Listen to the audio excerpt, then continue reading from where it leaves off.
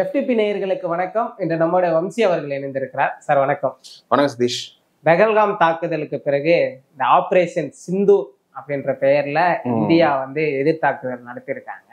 இன்னைக்கு இந்தியாவில் எல்லாராலும் பேசக்கூடியது என்னன்னா, இந்தியா பாதுகாப்பான ஒரு சூழல் நோக்கி போயிட்டு இருக்கு அப்படின்னு நம்மளால பார்க்க முடியுது. இதை நீங்க எப்படி பாக்குறீங்க? இல்ல, இது இந்த பதிலடி என்றது எதிர்பார்க்கப்பட்டது. ஏன்னா மோடி அரசு உரியில ஒரு ஏர்ஸ்ட்ரைக் நடத்தினாங்க. அதுக்கப்புறம் பாலக்கோட்ல ஏர்ஸ்ட்ரைக் நடத்துனாங்க, அந்த புல்வாமாவுக்கு பதில் கொடுக்குற மாதிரி. இப்போ இந்த சம்பவத்துக்கும் பதில் கண்டிப்பா இந்தியா கொடுப்பாங்க. ஏன்னா நம்ம ஏற்கனவே பிரசிடென்ட் செட் பண்றோம், நம்ம அடிச்சா திரும்ப அடிப்போன்றது. இப்ப திரும்ப அடிக்கலைன்னா நீங்க நமக்கு விமர்சனம் வரும். இந்த பஹல்காம் தீவிரவாத தாக்குதல்ல பல செக்யூரிட்டி லேப்ஸ் எல்லாம் இருக்கு. அதெல்லாம் அரசு பல பல கேள்விகள் சுத்திட்டு இருக்கும் போது, இப்ப எதிர்கட்சி தலைவர் ராகுல் காந்தி என்ன சொல்றாரு, பதிலடி கொடுத்தது நீங்க எந்த நடவடிக்கை எடுத்தாலும் எதிர்கட்சிகள் அது துணை நிற்கும்ன்ற மாதிரி தெளிவாக ஸ்டாண்ட் எடுத்தப்போ ball was clearly in Modi's court. இதுல என்னன்னா நம்ம பாராட்ட வேண்டிய விஷயம் என்னன்னா, இம்மீடியட்டா ரியாக்ஷன் வரல. அவர் வெயிட் பண்ணாங்க. பாகிஸ்தான் தரப்பு இம்மீடியட்டா ரியாக்ஷன் வருவாங்க, இது பண்ணுவாங்க அப்படின்னு எதிர்பார்த்தா. பட் நிறைய டிஸ்கஷன் போயிட்டாங்க. சில டிஸ்கஷன்ஸ் நடக்கிறது மீடியாவில் கூட தெரிஞ்சுது. அப்புறம் ஒவ்வொரு ராணுவ தளபதிகள் ஒவ்வொருத்தரையும் தனியா கூப்பிட்டு பேச்சுவார்த்தை நடத்தாங்க. இடையில இந்த காஸ்ட் சென்சஸ் பத்தின அறிவிப்பு வந்தோடனே எல்லாரும் நினைச்சாங்க இந்தியா இதை திசை திருப்புறாங்க, இப்போ அவங்க அவங்களோட இந்த ராணுவ நடவடிக்கை எதுவுமே எடுக்க போறதில்லன்னு நினைச்சிருந்தாங்க. அப்படி இருக்கும்போது ஒரு மார்க் ட்ரில் பண்றோன்ற அந்த சூழல் ஒரு அறிவிப்பு வெளியிட்டு இன்னைக்கு நைட்டு இந்த அட்டாக் நடந்தது பாகிஸ்தானை திசை திருப்பிட்டு ஒரு அன்எக்ஸ்பெக்டட் டைம்ல இந்த அட்டாக் நடந்திருக்கு. அதுவும் என்னன்னா, உரி பாலக்கோட் ஸ்ட்ரைக் நடக்கும்போது அது நம்ம போதிய அந்த ஸ்ட்ரைக் நடந்ததுக்கு போதிய எவிடன்சஸ் நமக்கு இல்லை. பாகிஸ்தான் தரப்புல இந்த அப்படி ஒரு தாக்குதல் நடக்கவே இல்லை, சும்மா அவங்க அரசியல் காரணத்துக்கு அவங்க போய் சொல்லிட்டு இருக்காங்க அப்படின்னு அவங்க சொன்னாங்க. இன்னைக்கு உரி சர்ஜிக்கல் ஸ்ட்ரைக்கை எதிர்கட்சிகளே கேள்வி கேட்டாங்க. அந்த மாதிரி இது இல்லாம தெளிவா இவங்க தாக்குதல் நடந்த தாக்குதல் எங்க இடம் ஒரு அந்த எவிடன்சஸ் எல்லாம் கரெக்டாக எடுத்திருக்காங்க. அந்த வீடியோஸ் எல்லாம் வெளில வந்திருக்கு. அந்த வீடியோஸ் எல்லாம் ஆத்தென்டிக்கான வீடியோஸ் தான். பாகிஸ்தானும் எங்க தாக்குதல் நடத்திருக்காங்க. இது ராணுவ வீரர்கள் இது தீவிரவாதிகள் மீது நடத்தப்பட்ட தாக்குதல்ல பொதுமக்கள் கொல்லப்பட்டிருக்காங்கன்ற அவங்க அந்த லைன் எடுக்கிறாங்க. ஸோ இந்தியா இப்போ ஒரு பதிலடி கொடுத்திருக்கு. சிந்தூர் என்ற அந்த பல பேர் அங்க நிறைய ஆண்களா பார்த்து கொலை பண்ணியிருக்காங்க. அதனால பல பெண்கள் விதவையா இருக்காங்க. ஒரு கல்யாண 6 நாள்லயே ஒரு பொண்ணு இருக்கு. அந்த மாதிரி சிந்தூர் என்ற ஒரு லைன் எடுத்துருக்காங்க. ப்ளஸ் அவங்க ஹிந்துத்வா லைன்லயும் அது கொஞ்சம் இருக்கிறதுனால அந்த ஒரு லைன் எடுத்து போயிருக்காங்க. ஸோ இந்த நிஜமான இந்த தாக்குதல் வரவேற்கப்பட வேண்டிய விஷயம் தான். பாகிஸ்தான் அதிபர் குறிப்பிட்டு சொல்றாரு, நாங்கெல்லாம் இதற்கெல்லாம் அஞ்ச மாட்டோம் என்ற மாதிரிதான் அவருடைய அறிக்கையை நம்மளால பார்க்க முடியுது. அவங்க அப்படிதான் சொல்லுவாங்க. காரணம் இதுக்கு பயப்பட பதிலடி பயங்கரமா இருக்கும் அப்படின்னு தான் சொல்லுவாங்க. பட் அதுக்கான அவங்க துணிச்சு ஸ்டெப் எடுப்பாங்களா அப்படின்னு தெரியல. பட் உறுதியா நான் எதிர்பார்க்குற ஒரு ரிட்டாலியேஷன் இருக்கணும். நேத்தே ஜம்மு காஷ்மீர் பூஞ்ச் மாவட்டத்துல பல பாகிஸ்தான் ராணுவ தரப்புல ஒரு தாக்குதல் நடந்திருக்கு, பல குண்டுகள் முடிச்சிருக்கு அப்படின்ற மாதிரி தகவல் வருது. அங்கே பல பேர் காயப்பட்டிருக்காங்க, சில குழந்தைகள் உயிரிழந்திருக்கான்னு தகவல் வருது. ஸோ பாகிஸ்தான் தரப்புல ஒரு பதிலடி கொடுத்துருக்கு. பட் அது நம்ம மீடியா நிறைய கவர் பண்ணலாம் அந்த அட்டாக்கு. பட் இப்போ இதோட அதிகமான பதிலடி நாங்கள் ரிட்டாலியேஷன் பண்ணுவோம் அப்படின்ற அந்த ஒரு இதுன்னு சொல்லியிருக்காங்க. பட் இந்தியா ராணுவத்தை பொறுத்தவரை அவங்க ரிட்டாலியேஷன் அங்கே எதிர்பார்த்தா இருக்கோம். நாங்கள் எந்த இதுவும் நாங்கள் சமாளிக்கிறதுக்கு ரெடியா இருக்கோம் அப்படின்ற அந்த ஒரு சொல்றாங்க. இன்ஃபேக்ட் பாகிஸ்தான் தரப்புல இந்திய விமானங்கள் நாங்கள் சுட்டி வீழ்த்தணும் அப்படின்ற தகவல் சொன்னாங்க. பட் அப்படி எந்த ஒரு டேட்டாவும் இல்லை. பலரும் ஃபேக்ட் செக் பண்ணும்போது அந்த மாதிரி அது விமானப்படை எந்த விமானங்களும் சுட்டி வீழ்த்தப்படலை. ஸோ அந்த வகையில் இந்திய தரப்புல இந்திய ராணுவம் தரப்புல பெரிய உயிரிழப்பு பொறிச்சதும் இது நடக்கல. பாகிஸ்தான் தரப்புல மிகப்பெரிய பொறிச்சதும் இருக்கு. அதுவும் குறிப்பிட்ட என்னன்னா, இந்தியாவால் தேடப்படும் தீவிரவாதி மசூத் அசர் என்றவர் யாருன்னா, இவர் காஷ்மீரில் பிறந்தவர் அது சில தீவிரவாதி செயல்களில் ஈடுபட்டதால 1995 கைது செய்யப்பட்ட ஒரு தீவிரவாதி இந்திய சிறையில் இருக்காரு.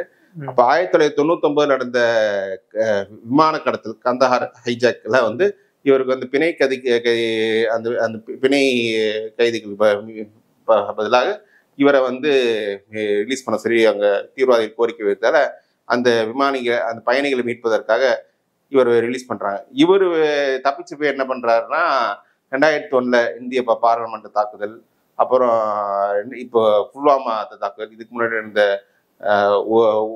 உரி அட்டாக், இதெல்லாமே அவர் ஆரம்பித்த ஜெய்ஷே முகமது இந்த தீவிரவாத அமைப்பு தான் செய்யுது. இந்தியாவில அதிகம் தேடப்படக்கூடிய குற்றவாளிகளே இருக்காரு. இவருடைய குடும்பத்தை சார்ந்தவர்கள் பலர் கொல்லப்பட்டதாக இந்த ஹேஷ்டேக் கொல்லப்பட்ட தகவல் வருது. அதுவும் ஜெய்ஷே முகமதும் அந்த அமைப்பும் உறுதி செஞ்சிருக்காங்க. நேற்று அந்த குடும்பத்தை சார்ந்தவர்கள் கொல்லப்பட்டது நடத்த வந்த இரங்கல் கூட்டத்துல, இரங்கல் ஃபியூனரல் மீட்டிங்ல பாகிஸ்தான் ராணுவமே கலந்துகிட்டது நிச்சயமா பெரிய அதிர்ச்சிகளை உலக அளவில். ஏன்னா இன்டர்நேஷனல் ஏஜென்சிஸ் பலது இவங்களே ஒரு குற்றவாளி என்ற தீர்மானிக்கப்படும் நபர் ஒருவருக்கு அவர் ஃபேமிலி நடந்த ஒரு சம்பவத்துக்கு ராணுவ தளபதிகள், பாகிஸ்தான் ராணுவ தளபதி வரும்போது, இப்ப பாகிஸ்தானில் தீவிரவாதம் என்பது அரசாங்கம் சப்போர்ட் நடக்குதா,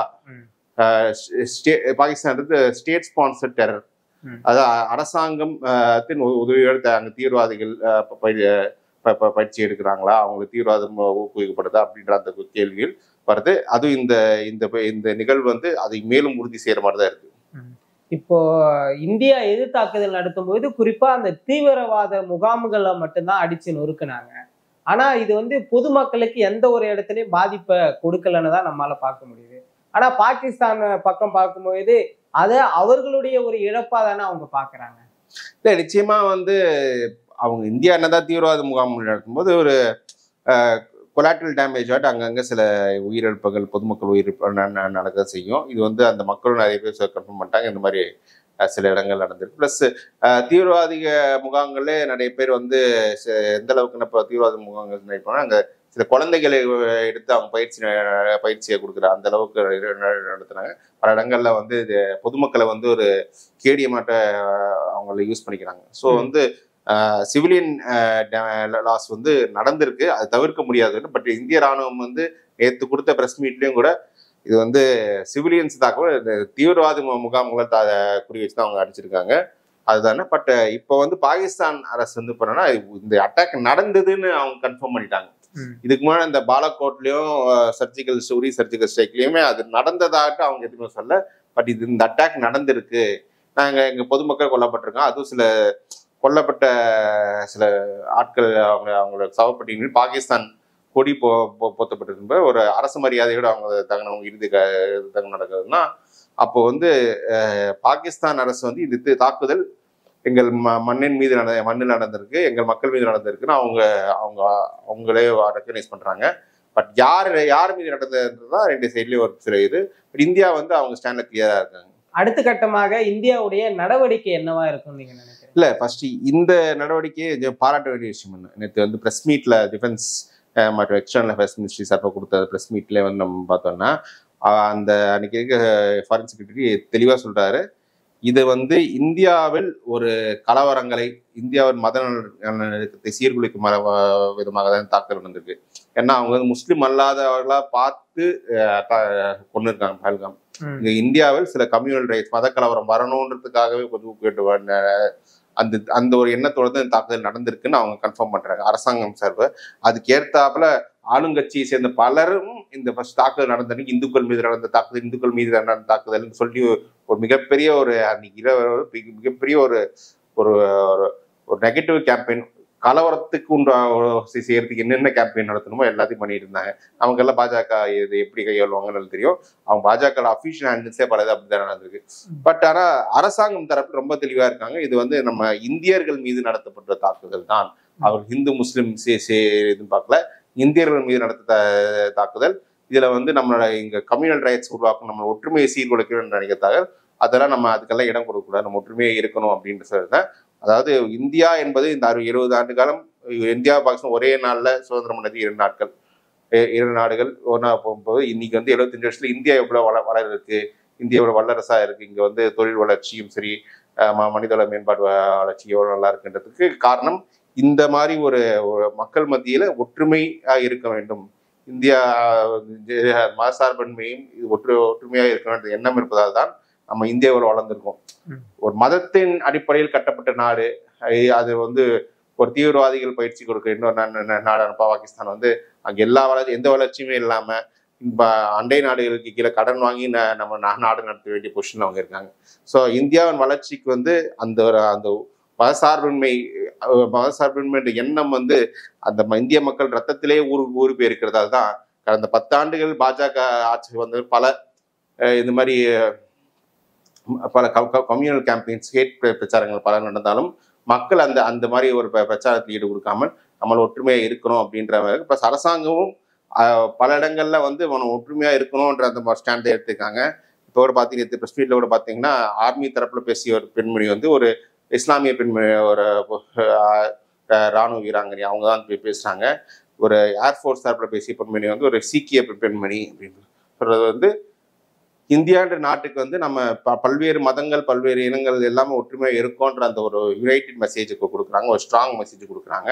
கண்டிப்பா இந்த இந்தியா வந்து இதுக்கப்புறம் மேற்கொண்டே தாக்குதல் நடந்தாலும் அது ஒரு உறுதியாக நிற்போன்ற ஒரு ஸ்ட்ராங் மெசேஜ் கொடுத்துருக்காங்க. இது நிச்சயமா பிரதமர் மோடிக்கு வந்து இந்த தாக்குதல் வந்து அவரோட இமேஜுக்கு பெரிய ஒரு பூஸ்ட் கொடுக்கும்.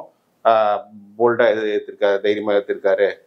அந்த தீவிரவாதிகள் வந்து தாக்குதல் நடத்தும் போது அந்த பெண்ணிடம் சொன்னப்ப மோடி கிட்ட போய் சொல்லுங்க நாங்க கொண்டு இருக்கோன்னு, அப்ப பதிலுக்கு இன்னொரு மீம் நாங்கள் மோடி கிட்ட சொன்னதால் தான் அவர் திரும்ப அடிச்சிருக்காரு. அந்த மாதிரி இது வந்து அந்த மாதிரி மீம்ஸ் நிறைய வருது. ஸோ மோடியோட இமேஜ் வந்து இந்த தாக்குதல்ல பெருசா இது இருக்கு, ஒரு பொலிட்டிக்கல் மெசேஜிங் ஸ்ட்ராங்கா இருக்கு. நிச்சயமா இன்டர்நேஷனல் லெவல்ல எப்படி இது தாக்குதலை பாக்குறாங்க, ஏன்னா இந்தியாவும் பாகிஸ்தானை பொறுத்து 2 அணு ஆயுதங்கள் இருக்க ஒரு 2 நாடுகள். இதுக்கு வந்து பெரிய போர் வரக்கூடாது, இல்லை இன்டர்நேஷனல் சிஸ்டம் நினைப்பாங்க. ஸோ அவங்க எப்படி இந்த 2 நாடுகளுக்குள்ள சமாதானம் ஏற்படுத்துறாங்க, முயற்சி எடுப்பாங்க பார்க்கணும். அதே சமயம் இந்தியாவும் பாகிஸ்தான் தரப்புல எந்த தாக்குதல் நடத்தாலும் அது எதிர்கொள்ள தயாரா இருக்கு. நிச்சயமா நம்ம இந்தியாவுடைய அடுத்த கட்ட நிலைப்பாடுகள் என்னன்னு பொறுத்திருந்து பார்ப்போம். நன்றி.